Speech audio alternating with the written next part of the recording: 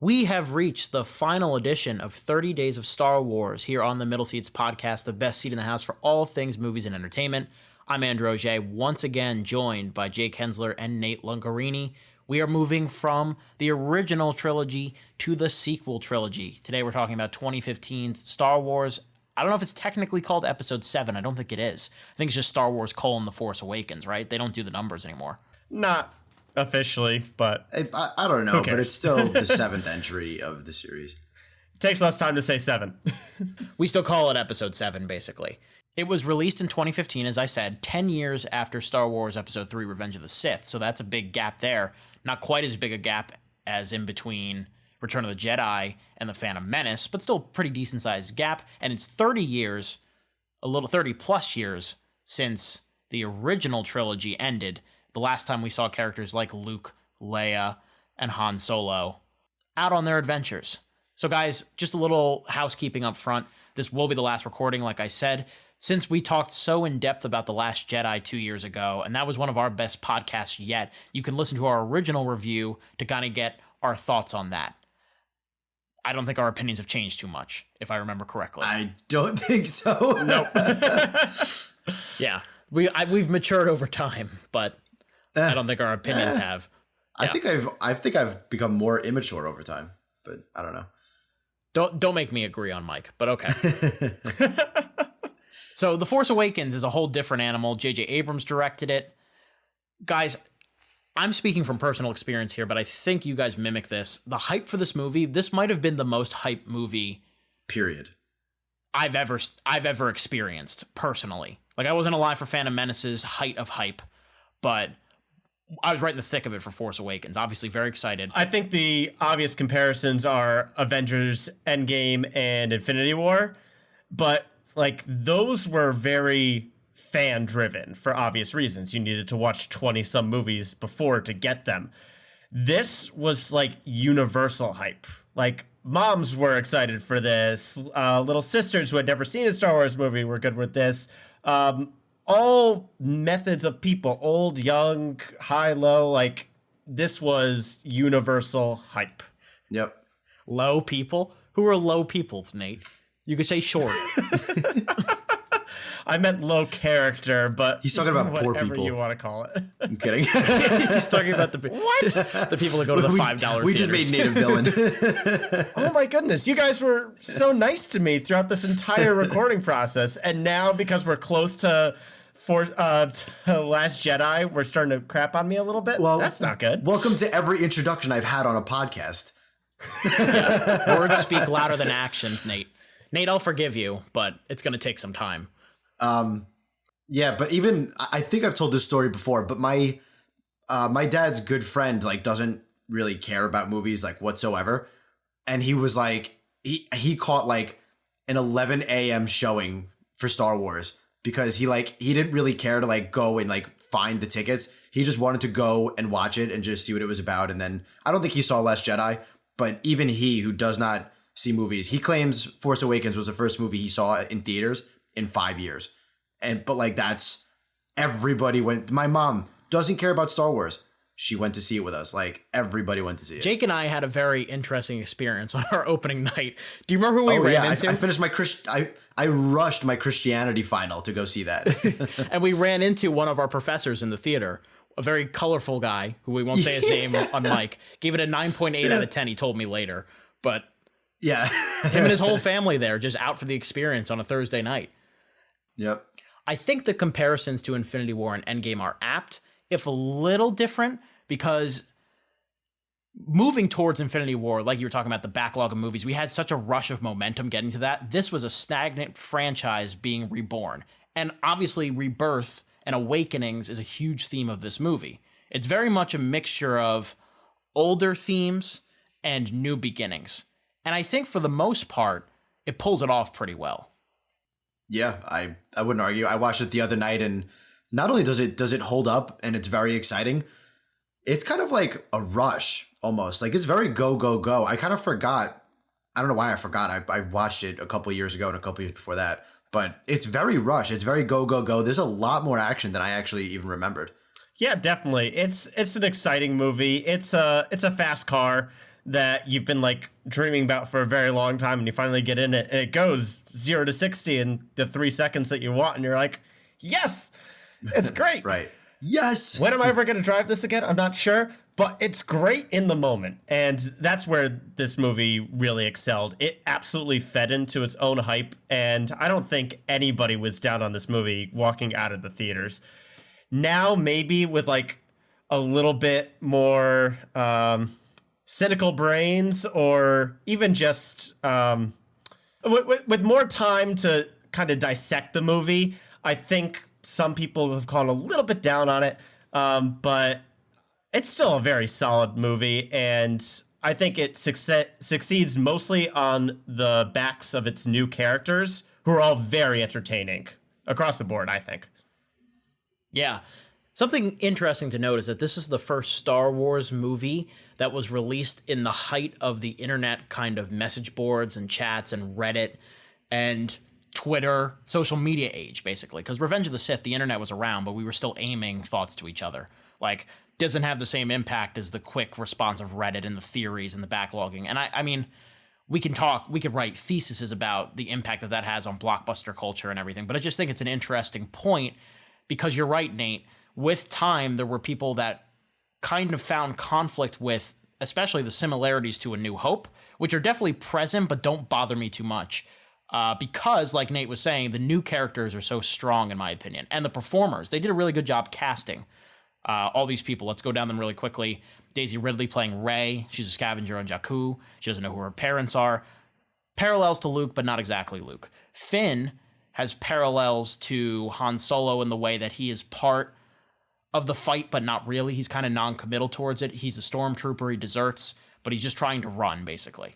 He's just trying to save himself for most of the movie. You've got Poe Dameron, who's not really a big part of this one, played by Oscar Isaac. And then, of course, you got Kylo Ren, who literally is a Darth Vader wannabe fanboy. So again, parallels, but not direct ripoffs. Yeah, I also see power. I actually thought there was more similarities, at least in personality, for Poe and Han.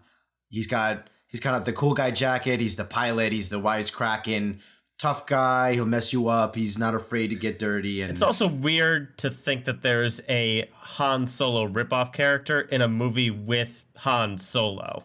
So I think it's okay that Finn and Poe are kind of their own people. I think if you put the two of them together, maybe you get Han Solo. Like, right. Poe still answers to authority for the most part in this one. Now, I mean, Last Jedi, they lean more into the Han Solo aspect, but this, I mean, he's not in this one enough to characterize him. He's just kind of a charming scoundrel, and I get that point of it too. And then, like you were saying, Nate, it is interesting how they mix the new characters in with the old characters. Obviously, this is obviously a big spoiler podcast, and I mean, if you've seen any of the sequel trilogy, you know that Luke Skywalker's in this movie for 25 seconds. But Han Solo is a legitimate character in this movie, as is Leia. General Leia now, which I like. Who do you think is the MVP of the movie, acting-wise? It's tough. Who reels you in the most? I was very, very impressed with Daisy Ridley. I don't want to say she's the MVP, because I think the MVP is Harrison Ford. This is, I think, the most emotional and complex work he's done as Han Solo. Of course, with the big reveal that Kylo Ren is his son, and he's having to deal with... He's the Han Solo we remember, but there's regret now, and there's remorse, fear, and there's fear and a willingness to make things right that I think is very vital to his character here.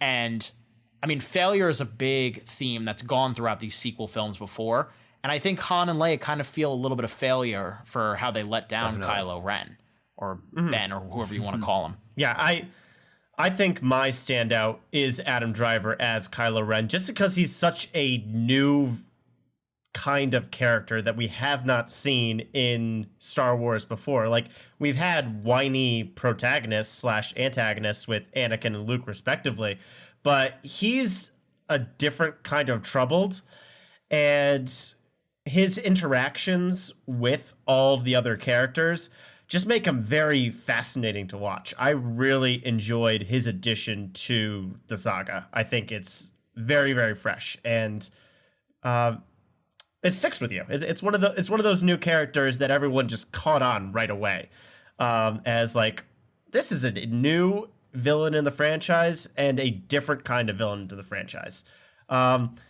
he is kind of a mini. You can argue that he's like a mini statement on fan culture and how toxic it can get. There's definitely some fun parallels with that, especially with the Star Wars fandom. Oh, yeah. But just as a character, I thoroughly enjoyed his addition to the franchise. They also introduce him in a very cool way. He holds that laser blast from Poe in the air for a while, and then he's got the 3-pronged lightsaber. He's a direct descendant of Darth Vader. Like, they introduce him really, really well. Yeah, and Adam Driver is such a magnetic actor. Like, he has, from 2015 on, I think, become one of my favorites working today, especially in films like BlacKkKlansman and Marriage Story. And I think he ups his performance in The Last Jedi compared to this one. But he is so good here. You can still feel the conflict inside of him. And, I mean, he's not a guy that holds his emotions too deep inside of him. Like, if he's mad, you know it. And I feel bad for the poor technicians on the Starkiller base that had to clean up his messes, and the stormtroopers that have to find different routes just to stay away from him. One of my favorite visual gags of the entire series is when the two of them are walking down the hall, they hear it, and they're like, let's go a different way. Let's figure something else out. Mm-hmm. Quick aside, this definitely reeks is the wrong word, but it has a lot of modern type humor like that. That's very Disney-esque. Like, Marvel is full of those types of like one-liner gags and one-sight gags kind of thing. And it's not so much that it feels foreign to the franchise, but it is very different from the other 6 movies that we've covered thus far, I think. Yeah, things like BB-8 giving the thumbs up with the lighter. I love that. Poe's like, do I start talking? Will you start talking first with Kylo? Yeah, you're right. There's a lot of that stuff. Yeah, it's quippy humor that's very different than what was, I think, for the most part, like one-liners from Harrison Ford to brighten up other jokes in the franchise, you know? Although Ford still gets one of the best lines in the movie when he finds out Finn was really kind of like sanitation, which, by the way, borrowed from Tropic Thunder. But when he finds out Finn is in sanitation, and Finn is like, well, how could you just found a Force Awakens Tropic Thunder parallel? Yes. That's like 4 degrees of separation. I love Tropic Thunder. But Han Solo finds out Finn was more or less in sanitation, but he just has an entryway in there. And he's like, I don't know, I figured I'd get us in and then the Force will do the rest. And Ford is like, that's not how the Force works. That's a good line, but then immediately following that is a really good interaction. It's a mix of the old humor and the new humor, because that's something that's newer. But then his interactions with Chewie like growls and he'll be like, "Oh, you're cold?" Like, really? Furball? Yeah, actually, you're right. That is really good mix of old and new humor. Because I'm revisiting the original trilogy. Han and Chewie have some awesome interactions. Absolutely, yeah. Yeah, and all of those elements are still present here. Like, there definitely was a template that Abrams worked off of and kind of just changed a few things. I only think it's a real problem in minor places. Like, the entire concept of Starkiller Base is stupid, in my opinion. Yeah. Because why would they try this again? I mean, they sort of try to address it. Like, they show how much bigger it is opposed to the Death Star. And then I honestly think that was one of the biggest mistakes of the movie. Like, you literally compared it to the original trilogy on screen. You could have just said, oh, it was as big as the Death Star and gotten away with it. But by showing it on screen, you called even more attention to just how much it was ripping off New Hope at that point. I don't forgive it, but I got close when Han goes, well, there's always a way to blow those things up. You just got to figure it out or something like that. I was like, okay, You're a little self-aware, but it's still dumb. Right. Addressing the problem doesn't make it less of a problem. But, like, I wasn't looking for a spoof, you know? That's the main thing that stuck out to me. I mean, the whole Maz Kanata, played by Lupita Nyong'o, sequence is very reminiscent of the Cantina, but that gives them a chance to kind of explore some cool new characters. So I was okay with that.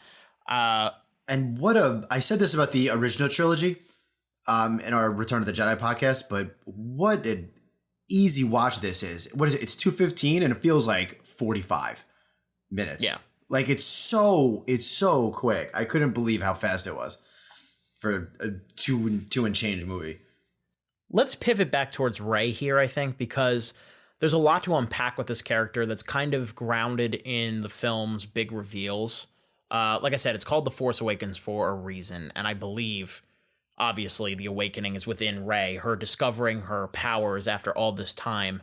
I think it's kind of a fight or flight thing is how I take it, is that she never had to rely on these things before, and now that she's in a life or death situation, she is finding these new elements of herself that she's never seen before and seeing the power of it.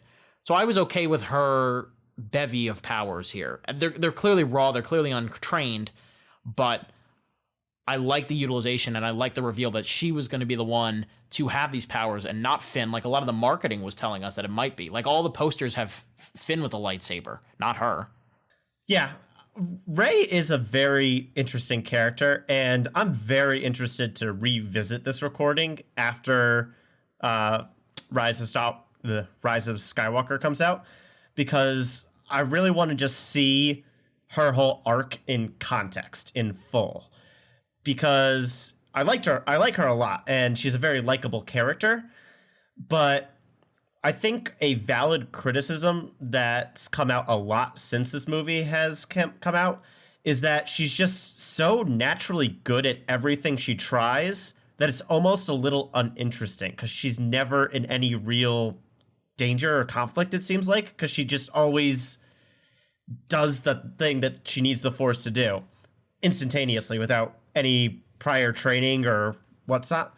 I did feel that way a little bit watching Force Awakens. Like, Kylo Ren has been using the Force for a long time now and had training with Luke, is the son of Han Solo and Leia. The Force runs through him, like, very naturally Snoke equipped obviously with the did Force. something too. Yeah. And she goes toe-to-toe with him and actually beats him. And I was like, really? Although I will contend that with the lightsaber battle, check the choreography again, because this time I noticed she's running away for most of the fight. Like, she's very much in self-defense mode until she's forced to stand her ground. Yeah, and she was hit by, or rather, he was shot by Chewie right before this fight too. So that's obviously a factor. Okay. I'm not really talking so much about the lightsaber stuff. I'm just talking about the Force stuff. Like, she's The instantaneously Jedi mind trick and stuff. the Jedi mind tricks. She's pushing stuff out the way. She's grabbing lightsabers from a distance. Like, this is stuff that Luke learned these skills one a time at a movie, and she just picked them all up in one go on the run without any explanation. And that didn't really bother me when it was just episode 7, but with episode 8 in context too, where she really didn't learn anything new and still succeeds at almost every conflict she comes into in that movie, I'm starting to worry that that's going to be a character downfall. And if she still is able to do whatever the plot needs her to do in episode 9, that I'm not going to enjoy this character as much anymore. So that's going to be a big picture conversation that we obviously can't have until episode 9 is live. It's interesting that a lot of the context of this movie in general is hard to talk about because it is an incomplete arc at this point. It's the first time we've had that conflict here, talking about these movies on 30 Days of Star Wars, basically. We don't know how the story ends. So it's a valid point, Nate. I haven't gotten to the point where I have found her disinteresting after 2 movies. I think, like I said, I think Last Jedi does a lot of interesting things with her, but I don't disagree with the OP stuff in this one. I think they're cool moments. Like, they're applause-worthy moments, like when she... Exactly, yeah. They're fun to watch. It's just... It's like a roller coaster ride, or like the fast car analogy I used earlier. You're in it and it's great, and then as soon as you step out of it, it's just like, okay, that was 30 seconds of fun, now what? And I think it's trying to analyze these movies after the theater hype that it isn't as good as I want it to be. I was preparing to jump you. I thought you were going to be like, yeah, you get off the roller coaster and then you just want to barf. No, not like that. I love adrenaline, man. Yeah, I love roller coasters and stuff too.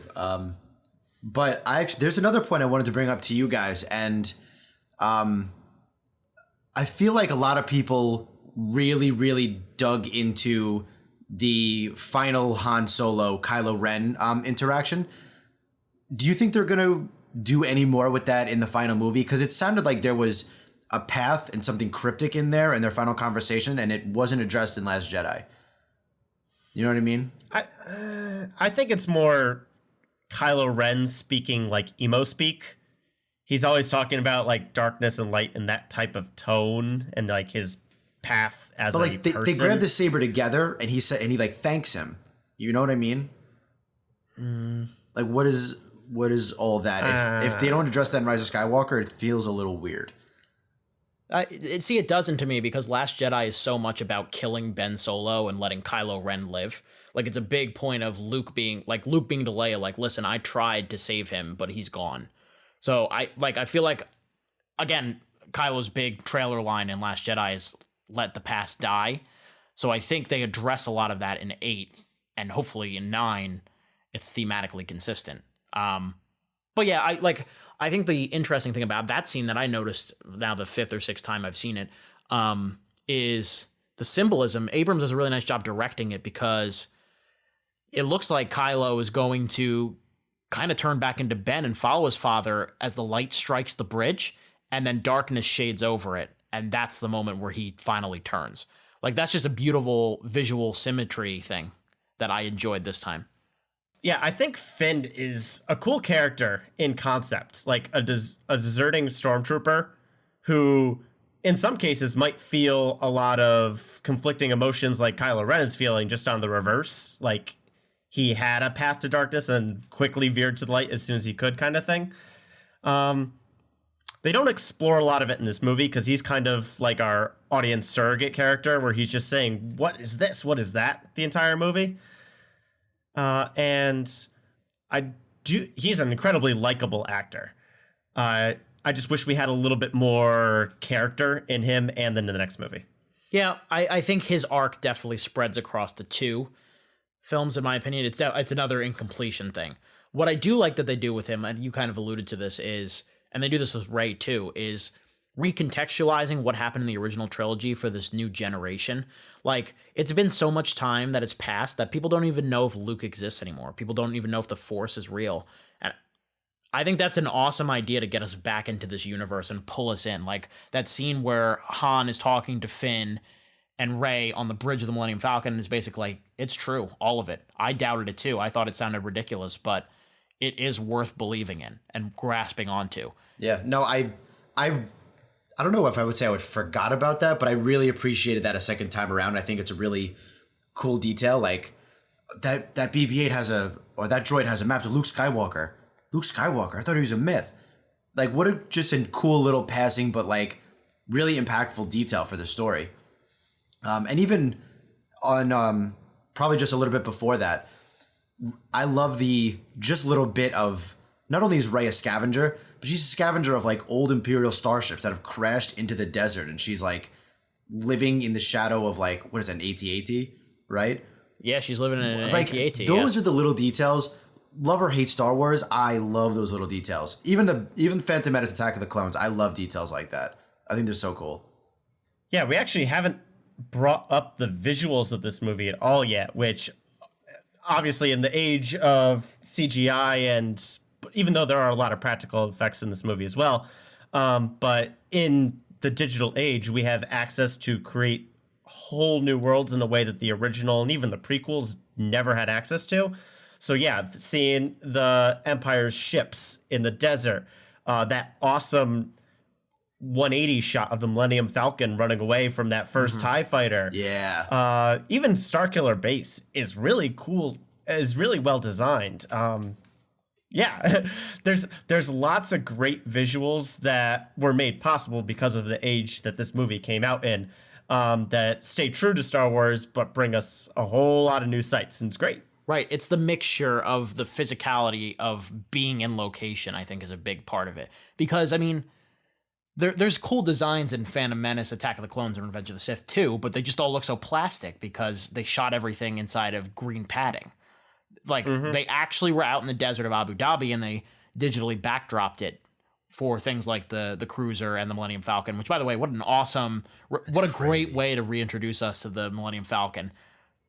Yep, I always love that. Every time I revisit this movie, I grin. That Uncle John Williams' theme is really great again, obviously, no shock. But the music swelling in that like 10 seconds when we get back in the Falcon is probably peak John Williams there.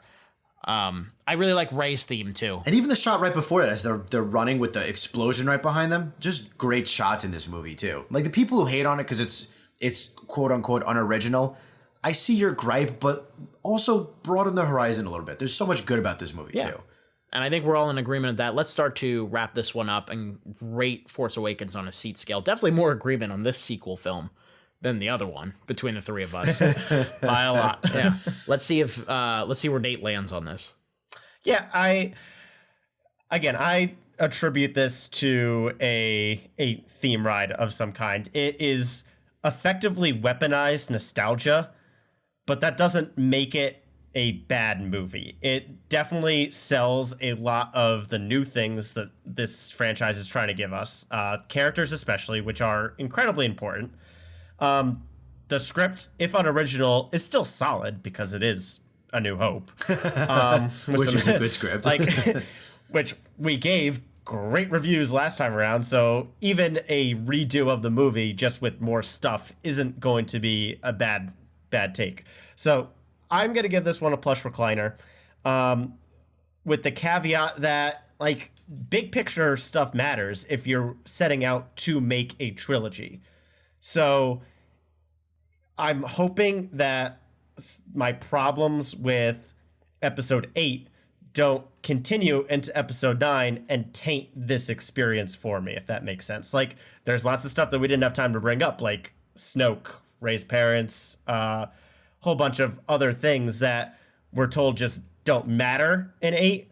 And as long as that's compelling in 9, then I think we're okay. But if they're doing stuff just for the sake of doing stuff, I'm going to be a little disappointed. Where does this fall? Like, if you took all the Star Wars movies and put them on a platter, where does this fall? 3, 4, 5, 2? Where is this? 6? Plush recliner. So I think by default it's 3rd, right? Have you given anything else? Yeah, you gave the original film a plush recliner, which I still can't believe. So did Jake. Don't single me out. Both of you, yeah. Mine is a seesaw. Yeah, so I guess it would technically be 3rd, assuming you're not saying it's better than the original. Yeah, it's definitely not better than the original. Definitely not. I was close to I was close to Royal Throne for original Star Wars. This is definitely teetering more toward wooden seat than it is plush recliner, but still solidly plush. Yeah, this is pretty much like the definition of never leaving the plush recliner area. Like, it's 8 out of 10. It's not quite a masterpiece, so it won't get a Royal Throne, but it's still really good. I understand the unoriginal gripes, but it's still really good, and it's got original characters who carry the story really well. It balances the old and the new really well, and it's so much fun. Like, shut up if you tell me you watch this and we're bored. Shut up. There's absolutely no way. So, yeah, definitely plush recliner. Super fun movie. And I guess I kind of wanted to do slight little rankings now that this is the last one we're going to do. This is probably 4th for me in the grand scheme of Star Wars. It would also be 4th for me as well. I talked a lot in the last podcast on Return of the Jedi when we were talking about that, about the tiers of Star Wars films. For me, the first tier would be Empire, A New Hope, Last Jedi. This is the top film in the second tier for me. It's just so relentlessly entertaining. It's a very inviting welcome back to the franchise because it doesn't abandon what we loved about it, but it also teases new elements. Now, Nate, you're absolutely right. If the new elements don't pay off in Rise of Skywalker, will the impact of this film be cheapened? No, probably not when you watch it, because you'll still have the fond memories of how it went when you first saw it. But at the same time, there does need to be satisfying payoff. For me personally, it needs to be satisfying payoff for the evolution of the themes and the characters that I saw in 8. But who knows? We'll find out soon. Plush recliner, absolutely. So yeah, I think I would go really quickly. Empire, New Hope, Jedi, Last Jedi, Force Awakens, probably Return of the Jedi, and then Revenge of the Sith, and then so on and so forth. Rogue One's probably and then doesn't somewhere really there, matter. whatever, blah, blah, blah. Rogue One is pretty good too, I think. But I just needed the last 10 minutes of Rogue One. Thank you guys for joining us on 30 Days of Star Wars. We have gone through 7 of the... How many total Star Wars movies are there? 10, 11? Somehow less than Marvel, and it doesn't feel that way. Yes. Yeah. Well, I mean, it's, again, longer time period. As I said at the beginning, Last Jedi, check out our 2017 review. That's about an hour and 15 minutes worth of anything you need to know about our thoughts on that movie. Be sure to listen to the original trilogy podcast, the prequel trilogy podcast, and be sure to look out for our Rise of Skywalker review coming up soon. That will do it for us. For Nate Lungarini and Jay Kensler, I'm Andrew Auger. Keep that seat warm, everyone. We'll be back soon.